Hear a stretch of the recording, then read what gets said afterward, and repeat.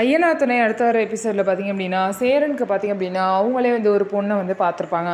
அந்த பொண்ணு வீட்டிலேருந்து பார்த்திங்கன்னா எல்லாருமே வீட்டுக்கு வரதா சொல்லியிருப்பாங்க. அப்போ வந்து வீட்டுக்கு வரும்போது அதுக்கு முன்னாடி கொஞ்ச நேரத்துக்கு முன்னாடி தான் வீட்டில் உள்ள எல்லாருக்கிட்டே சேரன் வந்து விஷயத்த சொல்லியிருப்பாரு.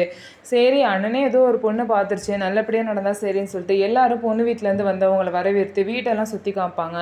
அவங்கள பற்றியும் சொல்லுவாங்க. ஆனால் பொண்ணு பார்த்திங்க அப்படின்னா என்ன பொண்ணு வரல போல், பொண்ணோட அக்காவாக இருப்பாங்களோ அப்படின்னு சொல்லிட்டு நினச்சிட்டு இருப்பாங்க. ஆனால் கடைசியில் அதுவாக பொண்ணாக இருக்கும். ஸோ பார்த்தீங்க அப்படின்னா இதுதான் பொண்ணு, இந்த பொண்ணுக்கு ஏற்கனவே கல்யாணம் ஆயிடுச்சு, டிவோர்ஸும் ஆக போகுது அப்படிங்கிற விஷயம் தெரிஞ்சோன்னே எல்லாருமே ஷாக் ஆயிடுறாங்க. ஏன் அப்படின்னா அந்த விஷயத்த சேரன் வீட்டில் சொல்லியிருக்க மாட்டார். ஸோ இப்படி ஒரு பொண்ணை வந்து எதுக்கு அண்ணன் பார்க்கணும், நமக்காக இப்படி ஒரு தியாகத்தை எதுக்கு பண்ணணும் அப்படின்னு சொல்லிட்டு கண்டிப்பாக வந்து சேரனோட தம்பிகளும் அதுக்கப்புறம் நிலாவும் கண்டிப்பாக அந்த கல்யாணத்துக்கு ஒத்துக்கவே மாட்டாங்க. ஸோ இதுக்கப்புறம் என்ன நடக்க போகுது அப்படின்னு சொல்லிட்டு நம்ம வெயிட் பண்ணி பார்க்கலாம்.